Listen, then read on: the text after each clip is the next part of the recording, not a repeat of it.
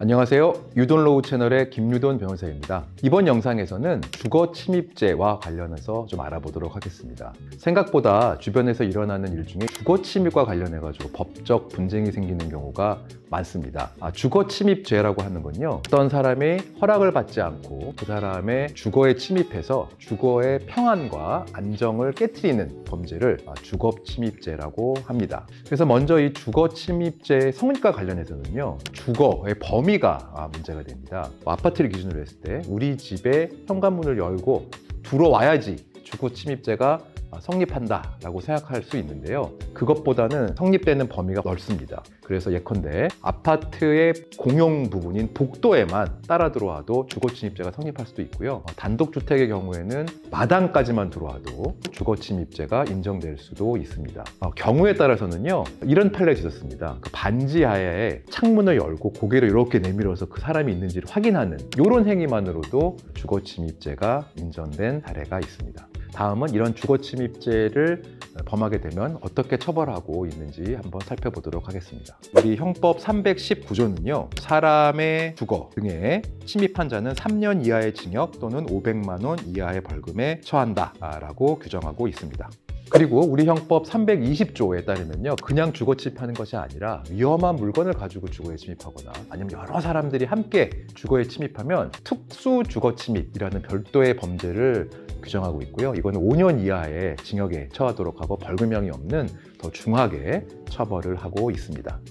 제가 변호사 생활을 하다 보면 상담을 주로 하거나 하는 경우에 주거 침입 유형을 좀 나눠보면 이런 것들이 있습니다. 첫 번째는요, 전 여자친구 또는 이혼한 다음에 전 부인 또는 전 남편의 집에 비밀번호를 알고 있어서 그 비밀번호를 열고 들어가는 경우가 있습니다. 그런데 보통 헤어진 다음에는 비밀번호를 그 사람이 알고 있다고 해서 반드시 그 주거권자가 들어오는 걸 허락했다고 볼 수 없는 경우가 있거든요. 그래서 나는 비밀번호를 알고 들어갔는데 왜 내가 주거 침입이냐 라고 항변을 하지만 그 주거권자의 추정적인 의사에 반해서 이것이 주거 침입죄가 성립된다 라고 인정되는 경우가 꽤 많습니다. 또 흔히 벌어지는 주거 침입 중에 하나는요, 임대인과 임차인 간의 관계입니다. 임차인이 월세를 안 내고 있어요. 연락을 해도 안 받아요. 그래서 임대인이 내가 월세도 못 받고 있으니까 문 따고 들어가 버리는 경우가 종종 있거든요. 사실 이런 경우도 주거 침입죄가 인정되는 경우가 많습니다. 또 한 케이스는요, 공동 주거권자가 있는 경우에 주거 침입입니다. 예컨대 불륜관계에 있는 사람이 다른 배우자가 없는 집에 들어가서 불륜행위를 하는 것이죠. 근데 이거 약간 요즘에 판례가 바뀐 게 있습니다. 옛날에는 공동 주거권자가 있는 경우에 그 다른 주거권자가 주거에 들어오는 것을 허락하지 않았을 것이라는 추정적 의사가 인정이 되면 주거 침입죄를 인정했었습니다.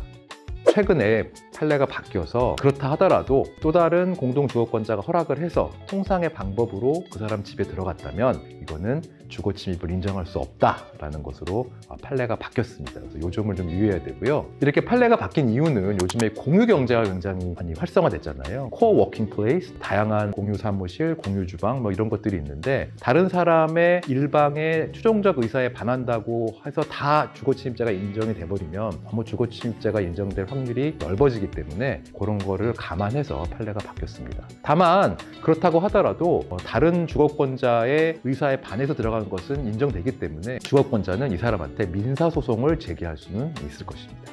지금까지 주거 침입죄에 대해서 알아봤는데요, 주거권의 범위가 다소 불명확한 면이 있기 때문에 어떤 행위가 주거 침입에 해당하는지는 개별적인 상황과 구체적인 상황에 따라서 달라집니다. 그래서 그런 문제가 생겼을 경우에는 법률 전문가에게 분명히 상의를 해보고 내가 주거 침입을 한 것이 맞는지를 확인해 보는 것이 좋을 것 같습니다.